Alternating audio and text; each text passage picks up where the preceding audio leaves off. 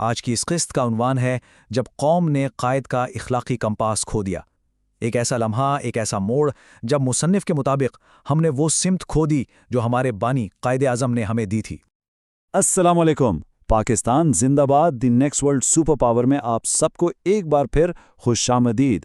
آج ہم ایک بہت ہی گہرے اور سچ پوچھیں تو ایک اہم سوال پر بات کرنے جا رہے ہیں۔ تو یہ ہے ہماری 28ویں قسط اور آج کی ہماری گفتگو کا محور ہے جناب ظہیر احمد میر صاحب کی کتاب قائد اعظم آف پاکستان۔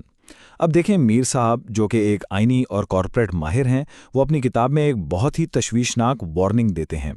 وہ اس کمزوری کی طرف اشارہ کرتے ہیں جو ان کے خیال میں ہماری قوم کی بنیادوں کو دیمک کی طرح چاٹ گئی۔ اور وہ کمزوری کیا تھی؟ وہ تھا اخلاقی زوال، ایک ایسا زوال جو قائد اعظم کے انتقال کے فوراً بعد ہی شروع ہو گیا تھا۔ اچھا، تو میر صاحب اپنے تجزیے کا آغاز کہاں سے کرتے ہیں؟ وہ کہتے ہیں کہ قائد اعظم کا جو ویژن تھا نا، وہ صرف ایک زمین کا ٹکڑا حاصل کرنا نہیں تھا، یہ کوئی جغرافیائی منصوبہ نہیں تھا، بلکہ یہ ایک اخلاقی منصوبہ تھا، ایک مورل بلو پرنٹ۔ اور یہ پورا منصوبہ 3 بہت ہی مضبوط ستونوں پر کھڑا کیا گیا تھا۔ اور وہ 3 ستون کون سے تھے؟ پہلا تھا ایمان، اور ایمان کا مطلب صرف عقیدہ نہیں بلکہ انصاف، سچائی، دیانتداری۔ دوسرا ستون تھا اتحاد، یعنی ایک قوم، ایک مقصد اور ایک ہی سمت میں سفر۔ اور پھر تیسرا ستون نظم، مطلب ڈسپلن، وقت کی پابندی، اپنی ذمہ داری کو سمجھنا۔ مصنف کے مطابق یہی وہ اخلاقی ڈھانچہ تھا جس پر اس نئی ریاست کی بنیاد رکھی جانی تھی۔ یہ صرف نعرے نہیں تھے، یہ تو قوم کی روح تھے۔ مصنف کا یہ ایک جملہ میرے خیال میں اس پوری سوچ کا نچوڑ ہے۔ قائد کا پاکستان جغرافیہ نہیں، ایک اخلاقی ریاست تھی۔ ذرا اس بات کی گہرائی کو سمجھیں۔ اس کا مطلب بالکل صاف ہے کہ ہماری قوم کی اصل پہچان اس کی سرحدوں سے نہیں بلکہ اس کے اجتماعی کردار، اس کے اصولوں سے ہونی چاہیے۔ لیکن پھر آخر ہوا کیا؟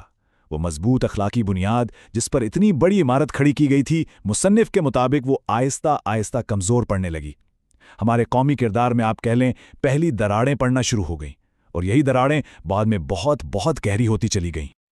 اور مصنف ان ابتدائی دراڑوں کو، ان علامات کو ایک ایک کر کے گنواتے ہیں۔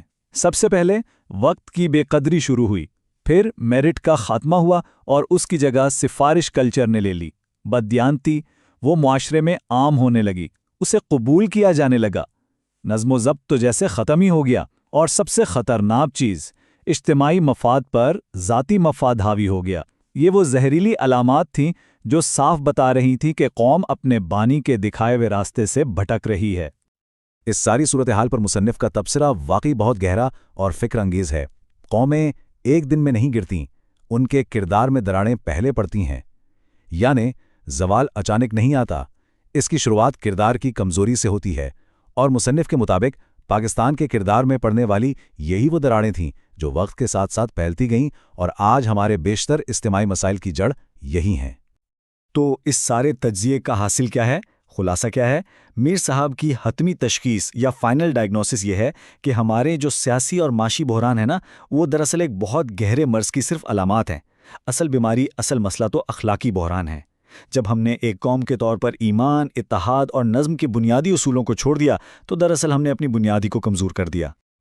اور یہ پورا تجزیہ ہمیں مصنف کے اٹھائے ہوئے ایک بہت ہی اہم اور شاید سب سے چپتے ہوئے سوال پہ لا کے کھڑا کر دیتا ہے۔ سوال یہ ہے کہ اگر وہ جو ہم نے ابھی دیکھیں وہ صرف ابتدائی دراڑیں تھیں، تو آج اتنے اشروں کے بعد بحیثیت قوم ہمارا کردار کہاں کھڑا ہے؟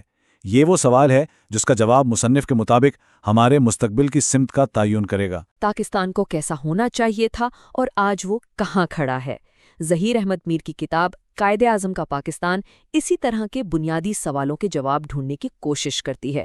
تو چلیں اس کتاب کی کچھ سب سے اہم نکات پر نظر ڈالتے ہیں اور دیکھتے ہیں کہ یہ ہمیں کیا بتاتی ہے۔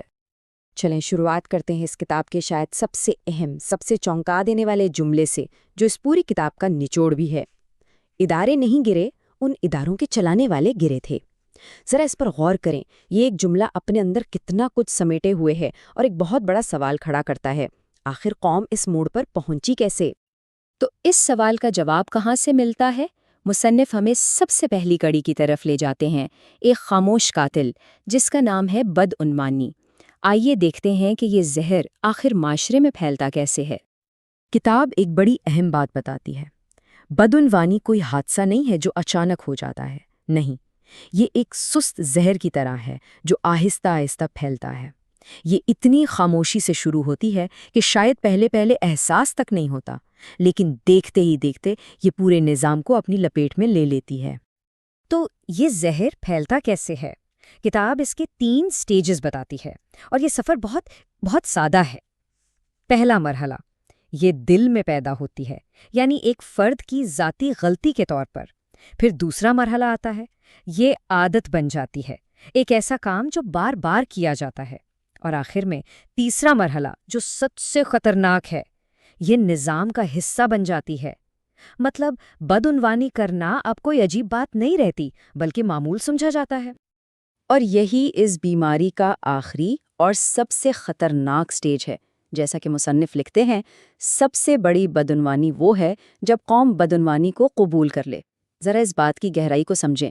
اصل مسئلہ صرف چند لوگوں کا کرپٹ ہونا نہیں ہے، اصل المیہ وہ لمحہ ہے جب پورا معاشرہ ہی ہار مان لے اور اسے ایک حقیقت سمجھ کر قبول کر لے۔ اچھا، جب کرپشن سوسائٹی کی بنیادوں کو کھوکھلا کر دے تو پھر ہوتا کیا ہے؟ لوگ ایک دوسرے پر اعتماد کرنا چھوڑ دیتے ہیں، اور بس یہیں سے کتاب کا دوسرا بڑا موضوع شروع ہوتا ہے، قومی اتحاد کا خاتمہ۔ وہی اتحاد جسے اس ملک کے بانی نے ہر مسئلے کا علاج کہا تھا۔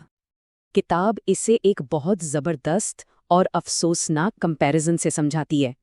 ایک طرف تھا علاج، وہ چیز جو قوم کو جوڑ سکتی تھی، یعنی کہ اتحاد، اور دوسری طرف تھی وہ بیماری جس نے اس کی جگہ لے لی اور قوم کو اندر سے کھا گئی، یعنی کہ تقسیم۔ لیکن یہ تقسیم صرف ایک لفظ نہیں تھا، یہ زہر تو کئی شکلوں میں پھیلا۔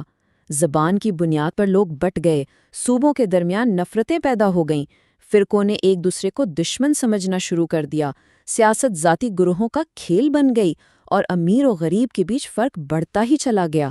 ہر درار نے قوم کو مزید کمزور کر دیا۔ اور مصنف اس پوری صورتحال کا نچوڑ بس ایک جملے میں نکال دیتے ہیں: اتحاد علاج تھا، تقسیم بیماری بن گئی۔ یہ ایک تلخ حقیقت ہے، اور یہ یاد دلاتی ہے کہ قوم اپنے اصل راستے سے کتنا دور نکل گئی تھی۔ تو سوچیں، ایک ایسا معاشرہ جہاں کرپشن عام ہو، جہاں اتحاد ٹوٹ چکا ہو، اس کا انجام کیا ہوگا؟ ملک کے ستون یعنی اس کے ادارے گرنے لگتے ہیں، اور یہی اس کتاب کا تیسرا اور آخری بڑا موضوع ہے، اداروں کا زوال۔ اور یہاں کتاب ایک بہت اہم اور شاید کنٹروورشل نقطہ اٹھاتی ہے۔ اکثر ہم اداروں کو الزام دیتے ہیں، لیکن مصنف کہتے ہیں کہ ادارے خود کچھ نہیں ہیں، وہ تو بس معاشرے کا آئینہ ہے۔ جیسا معاشرہ ہوگا ویسا ہی عکس اداروں میں نظر آئے گا۔ معاشرہ کمزور تو ادارے بھی کمزور۔ اور یہ زوال صرف کوئی خیالی بات نہیں تھی، اس کی ٹھوس مثالیں دی گئی ہیں۔ جب اسکولوں سے نظم و ضبط ختم ہو جائے، بیوروکریسی سے دیانتداری چلی جائے، اور سیاست سے نظریہ غائب ہو جائے، تو پھر کیا بچتا ہے؟ جب کاروبار سے اخلاقیات اور میڈیا سے ذمہ داری اٹھ جائے تو معاشرہ کھوکھلا ہو جاتا ہے۔